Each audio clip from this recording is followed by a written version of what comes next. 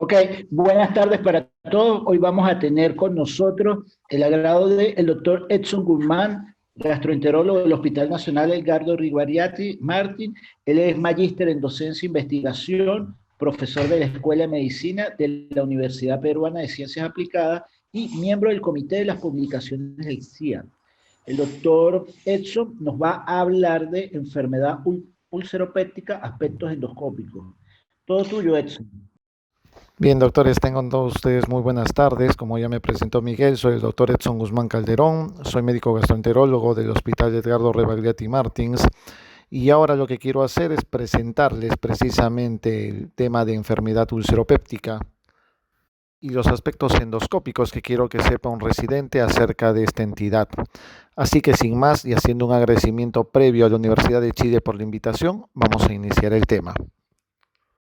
Bien, mi exposición se va a dividir en 7 temas fundamentalmente. Primero vamos a hablar de definición y clasificación, un poco de etiología y los aspectos fisiopatológicos. Y la parte central de mi exposición quiero basarla fundamentalmente en los puntos 3, 4 y 5, donde vamos a hablar de las características endoscópicas de la úlcera péptica, los estadios de esta y las diferencias que deben de conocer todos con respecto a la úlcera maligna, es decir, cómo vamos a diferenciar una úlcera péptica benigna de una maligna. Finalmente hablaremos en el punto 6 de algunas complicaciones y su manejo de una manera bastante concreta para terminar con unas conclusiones. Bien, para hablar de definición de lo que es una úlcera péptica, tenemos que reconocer primero que esta es una pérdida de la sustancia o una solución de continuidad en la mucosa gástrica o duodenal que tiene un tamaño igual o mayor a 5 milímetros. Es importante mencionar que esta se extiende más allá de lo que es la muscularis mucosae, es decir, llega hasta la submucosa, y ese es un tamaño con el cual podemos empezar a diferenciar de lo que es una erosión, que es una lesión que es menor de 5 milímetros. También es importante mencionar que si bien las úlceras pépticas son fundamentalmente gástricas o duodenales, también podemos encontrar úlceras de etiología péptica a nivel esofágico, que son producto del reflujo gastroesofágico, o bien podemos encontrar en la segunda porción duodenal, en la cual podemos asociarlo a otras enfermedades malignas, como por ejemplo el síndrome de Solinger-Ellison. Y cuando hablamos de etiología, vamos a ver que las dos causas más importantes para la producción de una úlcera péptica son primero la infección por Helicobacter pylori y segundo los AINES. Recordemos, el más importante de todos estos es la infección por Helicobacter pylori, que es un bacilo gram negativo, microaerófilo, de morfología espiral, que como todo el mundo sabe afecta casi al 50% de la población mundial.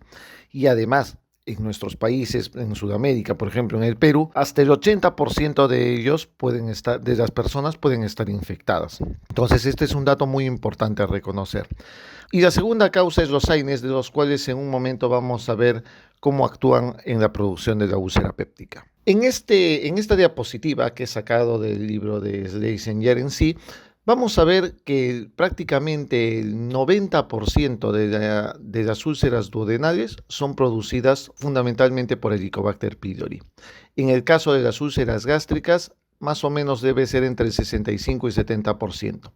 Epidemiológicamente se conoce que la prevalencia del Helicobacter pylori hoy en día es aproximadamente del 5 al 10%, con una incidencia que varía entre el 0.1 a 0.3% por año. Sin embargo, hay que tomar en consideración que hoy en día estos valores pueden haber cambiado, fundamentalmente por motivos especiales. Uno, porque digamos, la infección por Helicobacter pylori ha disminuido notablemente en los últimos años, además de que ha habido un aumento en la utilización precisamente de lo que son los inhibidores de bomba de protones. Y la aparición de estos fármacos ha hecho que se cambie de una manera considerable lo que es la incidencia y la prevalencia, por la cual estos valores probablemente sean variables en algunos lugares. Vamos a hablar un poquito acerca de lo que es la fisiopatología y la manera como el Helicobacter produce una úlcera péptica. Primero, ustedes tienen que tener en consideración que el Helicobacter pylori es un productor de ureasa, pero no solamente la ureasa va a ocasionar el defecto deletérea en este caso. Tiene otros factores de virulencia como el KGA, el PIC-B, por ejemplo, que tienen una se han vinculado con una mayor infiltración inflamatoria en el epitelio gástrico y que producen mayor lesión epitelial. La ureasa, por su parte, que ya la mencioné hace un momento, lo que hace es convertir el ambiente gástrico en un ambiente mucho más alcalino, y esto aumenta la concentración de hidróxidos de amonio, que tiene un efecto directo sobre el epitelio gástrico, por lo cual va a producir posteriormente el daño en la mucosa y la producción de la úlcera posterior. En el caso de los AINES, esto es muchísimo más conocido. Recordemos entonces que acá los AINES lo que hacen es producir directamente un daño no solamente por vasoconstricción, sino porque al inhibir la ciclooxigenasa, lo que va a hacer es producir una disminución de la formación de prostaglandinas. Recordemos que las prostaglandinas son importantes para la producción del moco gástrico, que obviamente protege contra la acidez en sí, y al disminuir esta producción de moco, el epitelio gástrico queda expuesto a la acidez, y de esa manera se produce la lesión epitelial. Entonces, hay que recordar muchas veces que la asociación entre Helicobacter pylori y AINES puede hacer que sea mayor la incidencia o la aparición de úlceras gástricas o duodenales. También tenemos otra etiología. Fuera del Helicobacter pylori y de los AINES, pueden haber otras causas de úlcera péptica. Dentro de estas tenemos a las más importantes, las causas isquémicas, las causas infecciosas, como por ejemplo el herpes o el citomegalovirus. Hay algunos tumores, como por ejemplo los gastrinomas, que producen el síndrome de Soligny-Ellison y que ocasionan, por ejemplo, lo que son úlceras duodenales en lugares no habituales, como por ejemplo la segunda o la tercera porción duodenal. En esta época precisamente de infección por coronavirus, por ejemplo, tenemos una gran cantidad de pacientes ingresados a las unidades de cuidados intensivos o de terapia intensiva. Y estos pacientes críticos de por sí tienen mayor tendencia a las úlceras de estrés, lo cual puede generar precisamente una causa de interconsulta hacia el gastroenterólogo endoscopista para realizar endoscopías en este caso. Además, también existen otras causas menos frecuentes como la gastroenteritis eosinofílica, mastocitosis, enfermedad de Crohn, que también pueden ocasionar. Entonces, es importante tener en cuenta también estas etiologías, porque no solamente el Helicobacter pylori y los AINES son causa de úlcera. Y entramos a la parte importante, a lo que a todos ustedes les interesa mucho más, la parte endoscópica. Vamos a ver un poquito las diferencias entre lo que se ve endoscópicamente entre una úlcera duodenal y una úlcera gástrica. Veamos primero que la úlcera duodenal es más o menos aparece en el 2 al 13% de las endoscopías que se realizan. No debemos olvidar que es la causa más frecuente de hemorragia digestiva alta. Eso no queda lugar a dudas. El punto importante en todo esto es que el 90% de las úlceras duodenales habitualmente curan espontáneamente.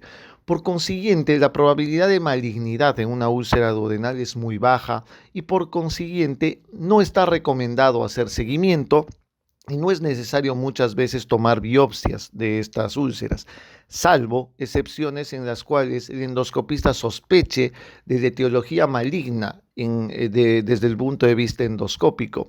Entonces, un punto fundamental por el cual hay que hacer seguimiento a una úlcera duodenal, que habitualmente no es necesario hacerlo y no está recomendado, es cuando hay una persistencia de los síntomas después de un curso adecuado del tratamiento, que vamos a ver que en el caso de la úlcera duodenal es con inhibidor de bomba de protones de 4 a 8 semanas. Solo en estos casos es importante hacer un seguimiento de este tipo de úlceras. Por los demás casos, la mayoría de veces no requiere ni biopsias, como ya lo mencioné, ni requiere seguimiento. Pero por su parte, la úlcera gástrica sí tiene características que difieren dentro del punto de vista epidemiológico y difieren mucho dentro del pronóstico. Este estudio es muy bonito, este estudio de Stolte, que tiene aproximadamente 20 años, en los cuales se menciona que 5 al 11% de las úlceras gástricas podrían ser malignas. En este estudio de Stolte, por ejemplo, lo que se vio es que aproximadamente el 15.6% de aquellas úlceras que los endoscopistas consideraban como benigna, al final tuvieron causa maligna. Entonces, esto es importante, porque muchas veces el aspecto endoscópico puede hacernos pensar que se trata de una úlcera benigna, pero sin embargo se trata de una úlcera maligna cuando se le toma una biopsia. Entonces, por esta causa, muchos endoscopistas y muchas guías en sí, lo que han hecho es tomar en consideración el hecho de que se deba recomendar la toma de biopsias a todas las úlceras gástricas. Sin embargo, esto no es verdad en la totalidad de los casos, ya que otras fuentes u otra literatura lo que recomienda es la evaluación ideal primero de la úlcera. Entonces, la apariencia endoscópica muchas veces va a ser importante porque si el endoscopista decide o ve que esa úlcera gástrica tiene algunos síntomas de benignidad o tiene algunos signos de benignidad, no es necesario tomar biopsias en sí. Eso hay que individualizarlo de forma importante. Pero lo que queda claro aquí es que muchas veces la úlcera gástrica maligna puede tener una apariencia benigna y no serlo realmente. Entonces, de acuerdo a todo esto, vamos a ver que existen predictores de enfermedad benigna. Y eso también se ha estudiado en este estudio de Selinger de hace más o menos unos 4 años, en las cuales vamos a ver algunas características que pueden sugerir que la úlcera es benigna más que maligna. Primero, la localización en el antro. Es mucho más frecuente que las úlceras benignas se localicen en el antro. Sin embargo, eso no implica que no pueda haber una úlcera maligna que esté ubicado en esta zona. Lo que sí es bien importante y está relacionado estadísticamente en sí es la apariencia benigna endoscópica. Es decir, que si el endoscopista tiene el criterio y le parece que esa úlcera es benigna, lo más probable es que se trate de ello. Por eso es que es importante que el endoscopista esté bien entrenado precisamente en conocer las características de una úlcera maligna y una úlcera benigna. Ahora, también hay que tomar en consideración que si el endoscopista sospecha de que hay algún signo o rasgo de malignidad, se pueda tomar biopsias precisamente de estas úlceras. Y si esta primera biopsia sale benigna, también es una probabilidad muy alta de que esa úlcera a la larga tenga solamente un curso benigno de enfermedad, ¿no? Y lamentablemente el bajo número de úlceras no se ha correlacionado necesariamente con si se trata de malignidad o benignidad. Pero ya hay que empezar a tomar en cuenta estos detalles. Localización, la apariencia endoscópica dependiendo de la capacidad que tenga el endoscopista y finalmente la primera biopsia en el caso de dudas. Esos son los predictores de enfermedad benigna. Muchos se preguntarán entonces si el tamaño de una úlcera realmente es importante para ser considerado como una causa maligna o no.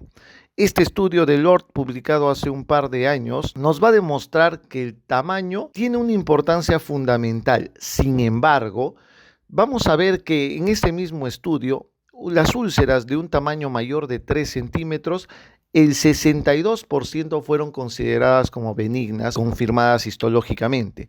Eso quiere decir que hay un 28% de estas úlceras de tamaño grande, de tamaño gigante, mejor dicho, para definirlo de forma correcta, en las cuales estas úlceras eran malignas.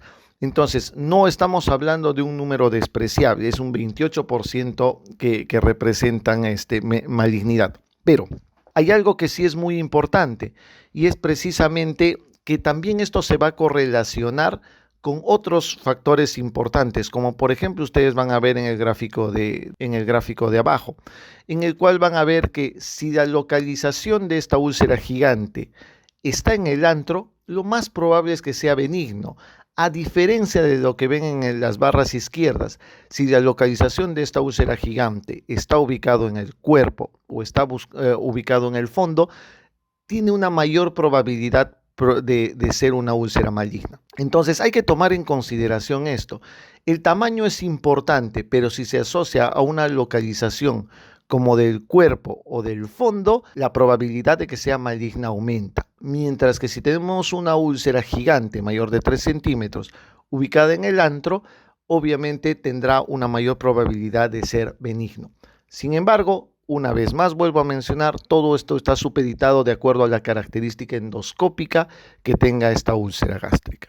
Entonces, vamos a poner como ejemplo precisamente esta úlcera. A muchos les parecerá probablemente que esta sea maligna, a otros les parecerá que tiene un aspecto benigno porque tiene de repente más fibrina en el fondo, porque tiene más componente inflamatorio, porque tiene la base limpia sin necrosis.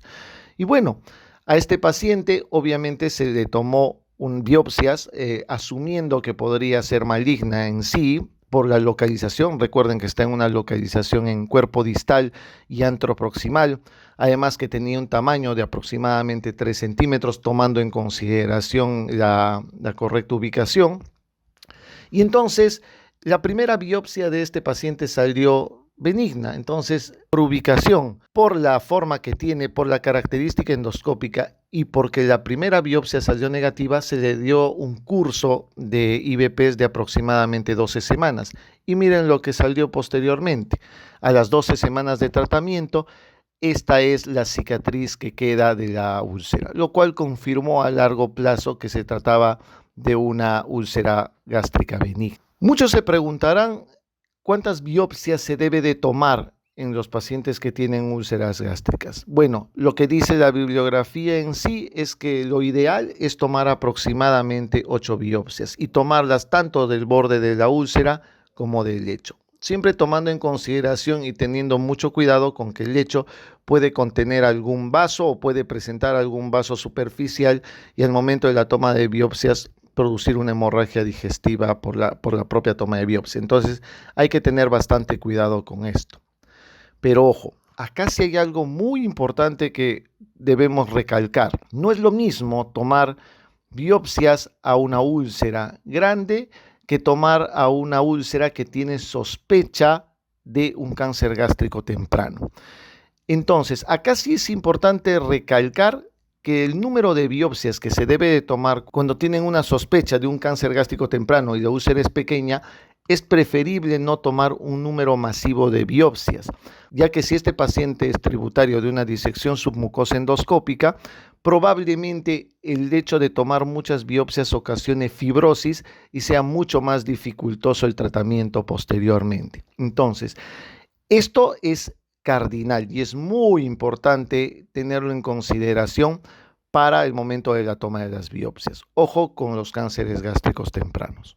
Es importante tener en cuenta la definición de lo que es una úlcera gigante, porque esto varía dependiendo de la localización. La úlcera gástrica está definida como gigante cuando el tamaño es mayor o igual de 3 centímetros, pero para el caso de la úlcera duodenal se considera una úlcera gigante a partir de los 2 centímetros. Esta es una diferencia académica que tenemos que tener en cuenta.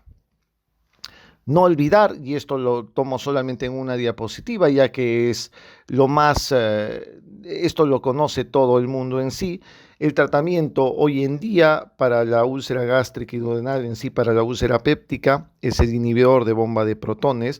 Recuerden que el inhibidor de bomba de protones se da en la úlcera duodenal de 4 a 8 semanas y en la úlcera gástrica de 8 a 12 semanas.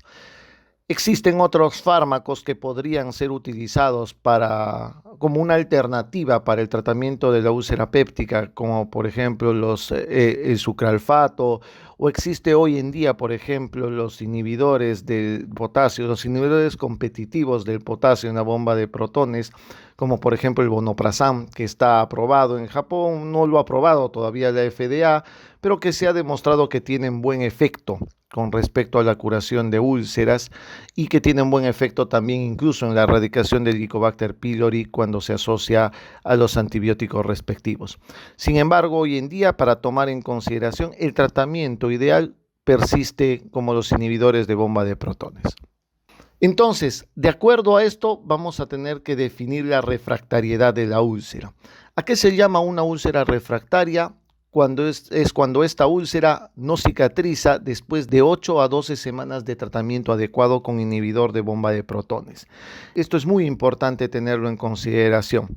Por ejemplo, vean en este caso. En este caso vemos una úlcera que tiene una apariencia absolutamente benigna, ¿no? Como ve esta úlcera que tiene solamente signos inflamatorios escasos, es de un lecho bastante limpio con fibrina. Vamos a ver que tiene todo el aspecto benigno, pero después de haberse dado un curso de tratamiento de 12 semanas, Lamentablemente, este no mejora.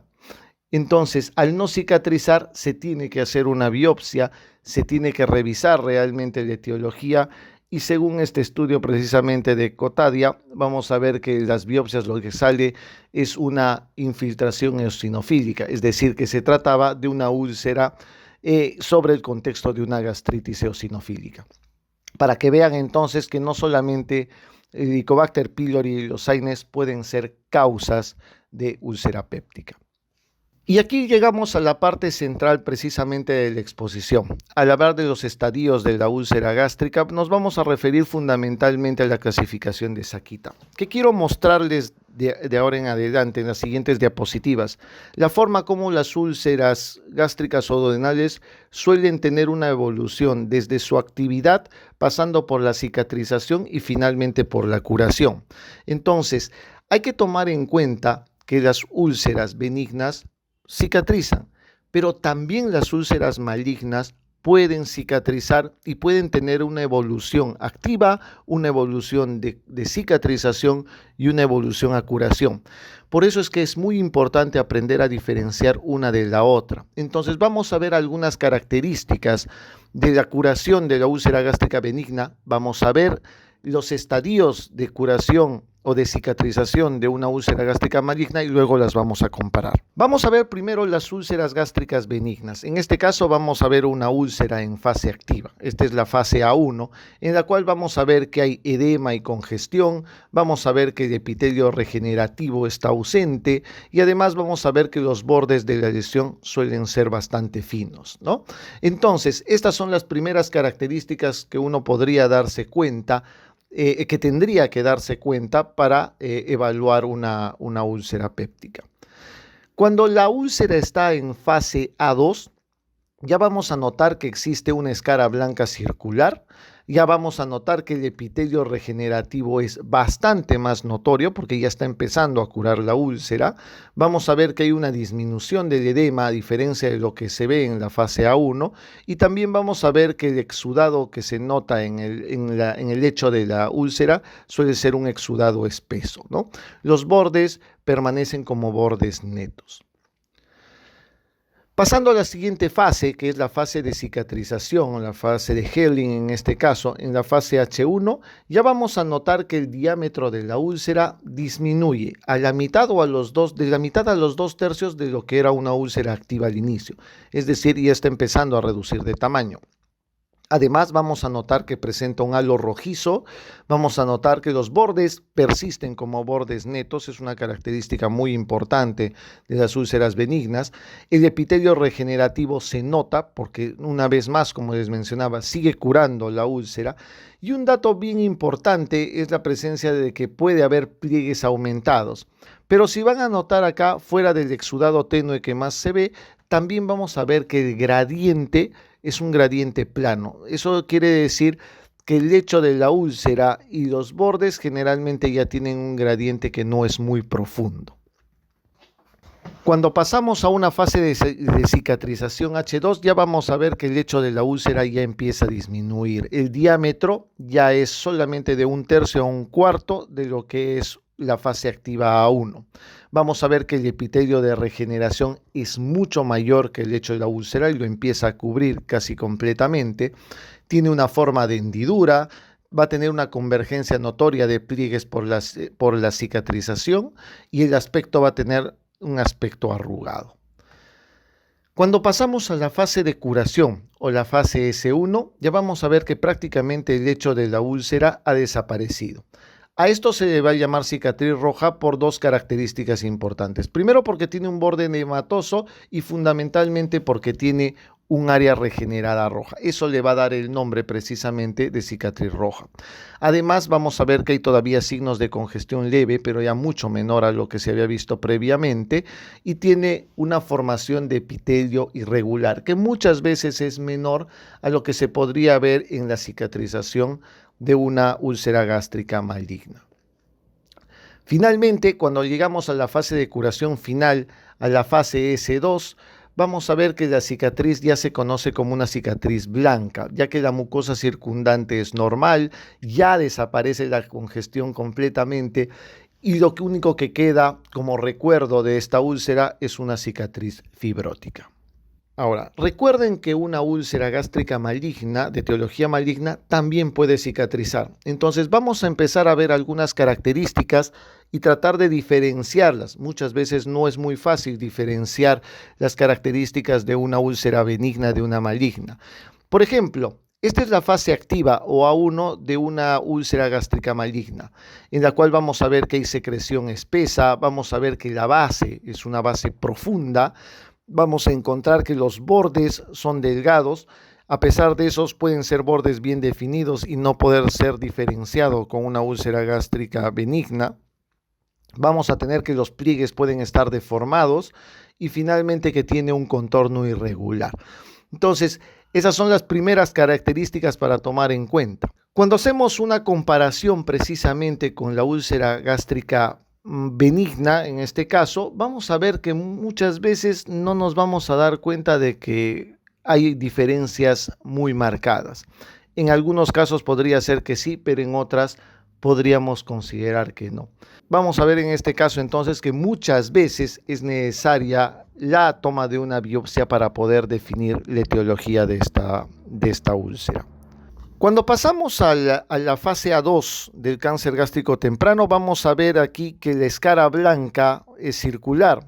Tenemos además pliegues irregulares, probablemente mucho más marcados que lo que se podría ver en una úlcera gástrica benigna.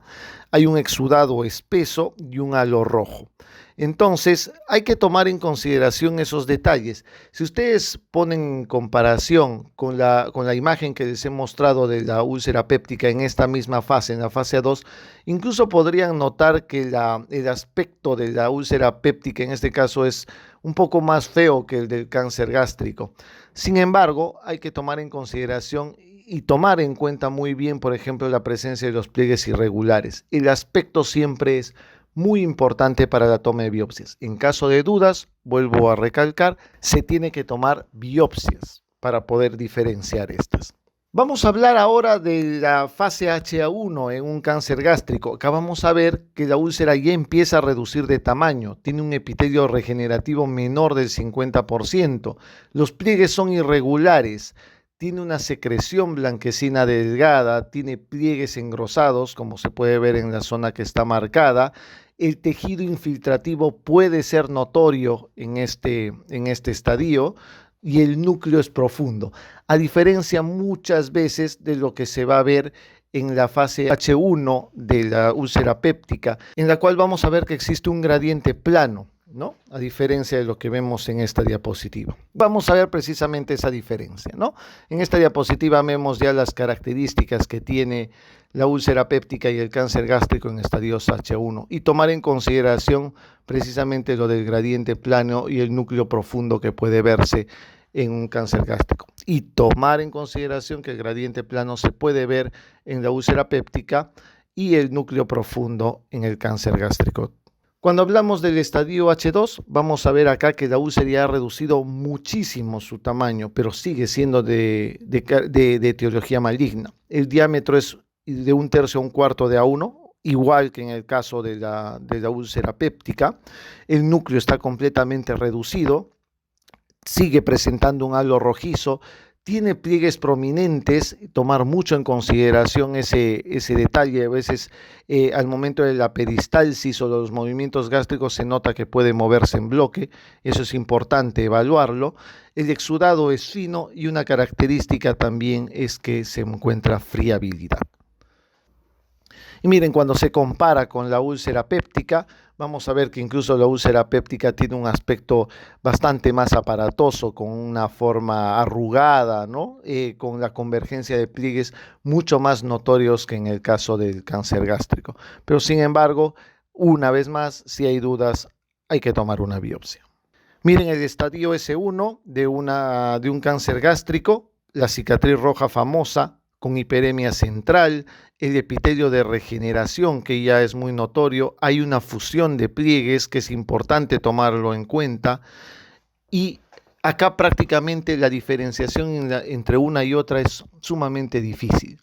Entonces probablemente en este estadio muchas veces sea necesario llevar al paciente para que se realice una magnificación y una cromoendoscopía para empezar a ver otras características mucho más pequeñas o mucho más finas de la cicatriz, como por ejemplo puede ser la alteración de vasos, la alteración vascular o la alteración estructural, que eso ya se ve con magnificación y cromoendoscopía. Entonces, es importante tomar en cuenta en este punto esas diferencias. Y finalmente llegamos al punto final, cuando ya prácticamente se encuentra una cicatrización completa del cáncer gástrico, pero sin embargo la característica es bastante aparatosa, es una cicatriz blanca con los pliegues rugosos, ¿no? Vamos a ver que hay una hiperemia disminuida, vamos a ver las estrías blanquecinas mucho más notorias y estructuralmente mucho más marcadas que en el caso de una úlcera péptica. Vemos acá las diferencias. Creo que es acá bastante más notorio que cuando la úlcera es maligna puede tener una cicatrización diferente a lo que se puede ver en una úlcera péptica, es decir, las de etiología benigna. Y finalmente, vamos a hablar un poquito de lo que son las complicaciones de la úlcera péptica de manera bastante sucinta. Vamos a ver que las 4 complicaciones que presenta la úlcera péptica son, primero, la hemorragia, que es la complicación más frecuente. Vamos a ver la perforación, que generalmente se da hacia la cara anterior, habitualmente requiere un manejo quirúrgico. Tenemos la penetración, que es cuando una úlcera tiene una base tan profunda que lo que hace es infiltrarse o meterse hacia un órgano adyacente, que generalmente está en la cara posterior y puede ser fundamentalmente el páncreas. Y finalmente tenemos a la obstrucción, la cual es la complicación menos frecuente que se puede ver, ya que prácticamente estas aparecen mucho más cuando las úlceras están en el canal pilórico o en el bulbo duodenal. Hablando precisamente de la hemorragia digestiva, hay que empezar a tomar en consideración el score de Blatchford. Siempre se debe hacer un score de Blatchford que tome en consideración los detalles como el nitrógeno ureico, la hemoglobina, la presión arterial, la frecuencia cardíaca, la presencia de melena, el síncope o la presencia de otras enfermedades o comorbilidades. Recordemos que un paciente que viene con hemorragia digestiva alta y que tiene un score de Blatchford de 0, generalmente lo que dicen las guías, menor de 2, tranquilamente podría irse de alta sin necesidad de una endoscopía de emergencia. Aquí tenemos entonces el score de Blatchford, todos ustedes lo conocen, lo muy fácil de aprender, o lo pueden tener en cualquier aplicación. Recuerden que puede tener un puntaje máximo de 23 puntos. Recordarles nuevamente que un score menor o igual de 2 puntos puede ser suficiente como para considerar al paciente que pueda irse a casa con tratamiento médico simple sin necesidad de una endoscopía de emergencia. Pero sin embargo, cuando un paciente ya se le hace una endoscopía, vamos a tener que la predicción de resangrado se da de acuerdo a la famosa clasificación de Forrest, que no se las voy a relatar porque ustedes ya los conocen de sobremanera. Lo que sí tengo que tomar en consideración acá es mencionarles a cuáles de estos pacientes deben ser tratados endoscópicamente.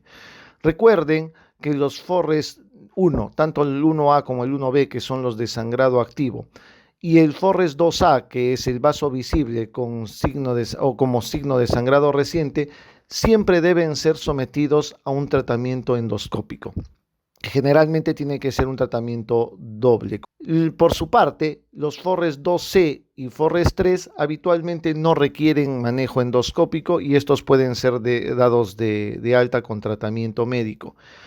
Donde llega un punto de duda habitualmente es en los Forrest 2B. Los Forrest 2B, que presentan precisamente este coágulo adherido, la recomendación ideal es que este coágulo sea removido precisamente del lecho. Y una vez que se remueve el coágulo, podremos encontrar cualquiera de los otros tipos de Forrest en sí.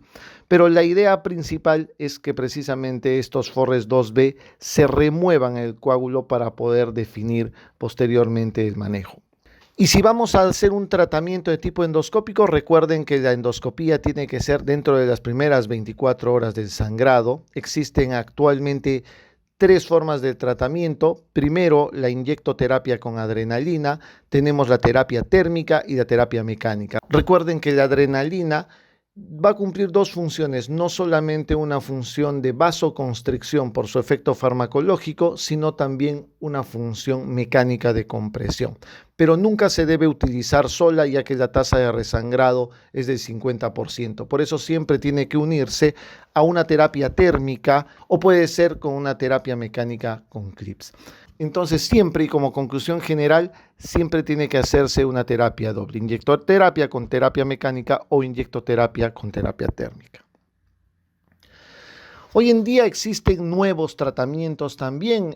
Vamos a ver, por ejemplo, en la primera diapositiva lo que es el Hemospray, los polvos hemostáticos en la forma que ustedes quieran, Hemospray, Endocloud, Ancafer, como ustedes deseen utilizar. Básicamente lo que hacen estos polvos hemostáticos es producir una concentración de los factores de coagulación en el lecho de la úlcera y de esa manera sirven como una fuente para detener el sangrado y para realizar una terapia endoscópica posterior. Al otro lado vemos los famosos Ovesco, los over the scope, que son clips que se utilizan con una boca bastante más ancha para el tratamiento de las úlceras. Entonces, ven que ahora existen nuevos tratamientos y nuevas herramientas que pueden ser utilizadas para el manejo de la úlcera péptica. Finalmente vamos a llegar al manejo de lo que es la perforación y la obstrucción, solamente en esta diapositiva y de manera sucinta. Y vamos a ver que la perforación, en el caso de que sea espontánea, obviamente, va a tener un tratamiento de tipo quirúrgico. En este caso pueden ver en la diapositiva que se puede realizar los parches de Graham, por ejemplo. Eso es decisión netamente del cirujano. Pero básicamente el tratamiento de las perforaciones es de forma quirúrgica. Por su parte, la obstrucción sí puede tener dos formas de manejo, tanto endoscópica como quirúrgica. Y hoy en día muchos lo que prefieren es realizar la terapia endoscópica con una dilatación con balón.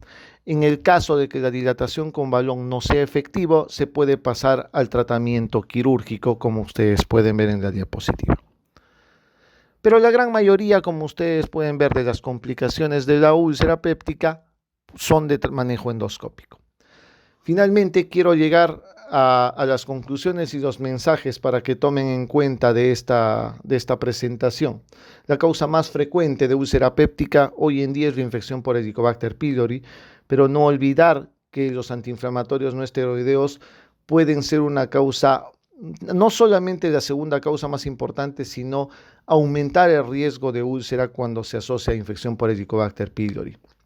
El tratamiento actual de elección de la úlcera péptica no complicada suele ser los inhibidores de bomba de protones. Cuando hay sospecha de malignidad, no se olviden, por favor, se debe de tomar biopsias. Es lo recomendado hoy en día, tomar biopsias tanto del borde como del fondo de la úlcera si fuese factible. Y es mandatorio en toda úlcera gástrica tomar un control endoscópico a las 12 semanas para ver la curación adecuada.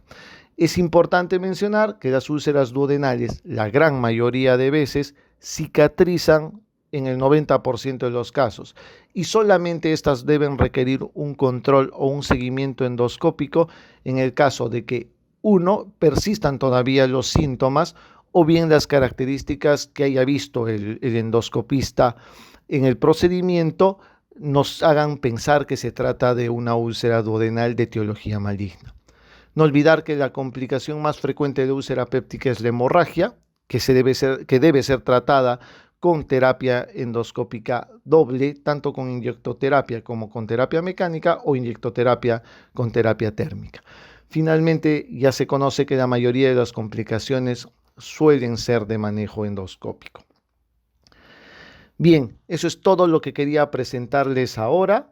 Una vez más reiterando mi agradecimiento al comité organizador que me ha permitido brindarles esta charla y a la Universidad de Chile por haberme considerado para compartir con ustedes este tema. Muchas gracias por su atención.